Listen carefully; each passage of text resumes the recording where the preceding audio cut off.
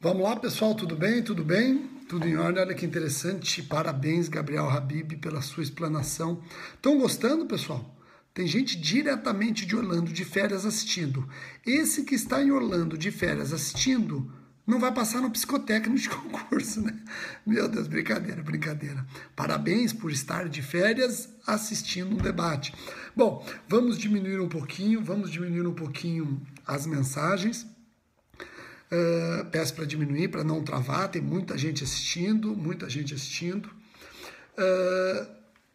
Gabriel, antes de responder as suas importantes, duas boas perguntas, né? Me senti na fase oral de concurso, Gabriel, Antes, deixa eu até colocar o seguinte, eu vi um aluno perguntando para o Gabriel qual a diferença do princípio da presunção de inocência e o princípio da presunção de não culpa. E o Gabriel Habib explicou de maneira ímpar. E eu quero dizer que eu, como promotor de justiça, tenho dificuldade de imaginar que eu devo obediência ao princípio da presunção de inocência, sendo que eu posso pedir para o juiz uma prisão temporária de uma pessoa. Como é que eu posso pedir para o juiz a prisão temporária de alguém que eu devo presumir inocente? Como é que eu devo trabalhar com reincidência pelo simples fato de alguém cometer novo crime depois de ter transitado em julgado de sentença condenatória por infração anterior, mas ao mesmo tempo tendo que presumi-lo inocente? Então, por uma questão de coerência, se você tem no ordenamento jurídico medidas de constrição da liberdade ou patrimônio, direitos em geral, antes do trânsito julgado, você não pode falar em princípio da presunção de inocência. O Gabriel foi brilhante, é princípio da presunção de não culpa. E parabéns para o Gabriel, como defensor público, reconhecer isso. Bom, tanto que a nossa Constituição, no artigo 5º, em nenhum momento presume o cidadão inocente. Diz que não pode presumi-lo culpado. Agora, se você caminhar para o Pacto de São José da Costa Rica, aí é outro assunto. O Pacto fala expressamente o princípio da presunção de inocência. Agora, respondendo à pergunta do Gabriel. Será que nós temos consagrado o princípio do duplo grau de jurisdição? O Gabriel já explicou, novamente de forma brilhante, que existe divergência e citou doutrinadores que têm doutrina balizada sobre o assunto. Eu trabalho com a ideia de que o princípio do duplo grau de jurisdição está implícito na nossa Bíblia política. Por quê? A partir do momento que a Constituição dá aos tribunais competência recursal, é porque implicitamente se reconhece, em regra, o direito de o cidadão buscar uma revisão da decisão de primeiro grau. Então, eu vou repetir. Se você procurar na Constituição Federal consagrado expressamente o princípio do duplo grau de jurisdição, você não vai encontrar. Mas quando você analisa a Constituição Federal e a competência que ela dá aos tribunais, seja aos tribunais inferiores, seja aos tribunais superiores, eu acho que está evidente que o duplo grau de jurisdição está garantido, como regra. Como regra, eu até falei Bíblia política, essa expressão quem usa para se referir à Constituição Federal é Canotilho. Canotilho chama a Constituição de um país de Bíblia política, porque é o livro sagrado do Estado, é o livro sagrado da democracia, é o livro sagrado da organização política. Por isso que eu falei Bíblia política aqui, fazendo uma homenagem a Canotilho. Agora vejam. Então, Gabriel, eu entendo que o duplo grau de jurisdição é um princípio implícito. Agora veja, Gabriel, um princípio regra. Não é absoluto. Tá certo que você me ferrou com o exemplo. Quando você coloca promotor de justiça condenado pelo tribunal competente, aí você me toca, né? Porque eu já fico imaginando o meu colega ou eu mesmo. Aí você me ferrou com o exemplo. Né, Gabriel? Me ferrou com o exemplo. Mas vamos lá, vamos trabalhar com esse exemplo. Promotor de justiça condenado pelo Tribunal de Justiça é uma condenação primeira, já feita pelo órgão colegiado, que é o órgão único a fazer a análise de provas.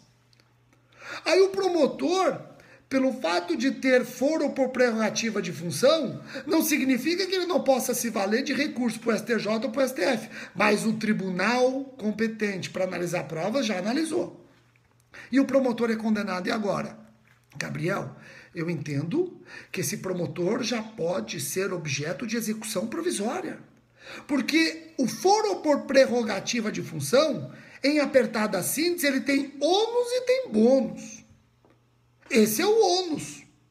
O bônus, talvez, seja o promotor de justiça não ser julgado por um juiz de primeiro grau que, em tese, tem menos experiência. Ele já é julgado por um colegiado formado por magistrados mais experientes. Isso é um bônus. Mas qual é o ônus? Ele não tem um duplo grau fático.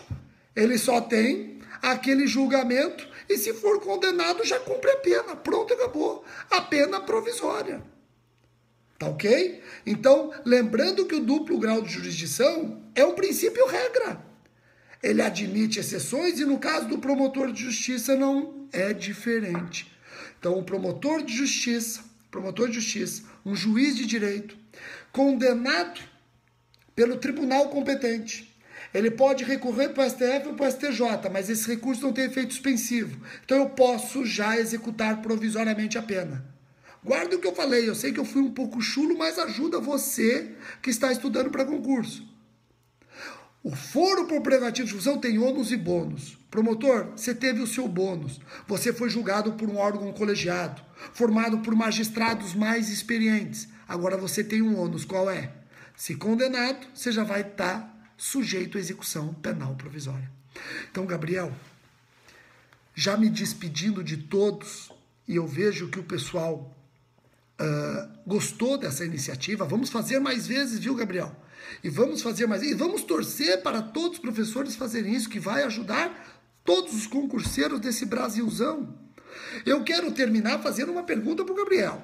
Ele não me fudeu com o promotor de justiça no Tribunal de Justiça? Me fudeu, né? Então agora eu vou fuder. Diminui um pouquinho. Agora é minha vez, Gabriel. Minha vez. O duro que ele fala por último, né? Isso que é o bom. A defesa sempre fala por último. Aí o MP se fode. Mas vamos lá. No próximo, Gabriel, você fala primeiro e eu falo por último, hein? Diminua um pouquinho. Quem não conseguiu assistir, fiquem tranquilos que eu vou colocar todo esse debate entre mim e o Gabriel no YouTube. Fiquem tranquilos, eu vou colocar lá. Diminua, por favor. Diminua, que eu vou fazer a pergunta para ele. Gabriel, diminua, por favor, ó. Então, nós chegamos à conclusão de que órgão colegiado, confirmando a decisão de primeiro grau, ou o órgão colegiado não for por prerrogativa de função, é suficiente para que a pena seja objeto de execução provisória, tá ok? Chegamos a essa conclusão, ótimo. Então agora eu quero saber o seguinte, Gabriel. Quem comete crime doloso contra a vida, homicídio, por exemplo, aborto, infanticídio, participação em induzimento ou auxílio ao suicídio, crime doloso contra a vida é julgado pelo tribunal do júri, que é um órgão colegiado. Aí você vai falar, peraí, mas é um órgão colegiado de primeiro grau formado por juízes leigos, mas soberano nos termos da nossa Constituição Federal. Então o que eu quero saber de você, Gabriel? Será que uma pessoa condenada pelo tribunal do júri, que é um órgão colegiado e soberano, já pode ser objeto de execução penal provisória? Tá aí, meu amigo. Eu quero ouvir a sua resposta e agradecer imensamente você ter aceitado o convite e ter inaugurado comigo essa série de debates pelo Periscope. Um abraço para todos e eu estou ávido a escutar a resposta do Gabriel Habib. Abraço, galera!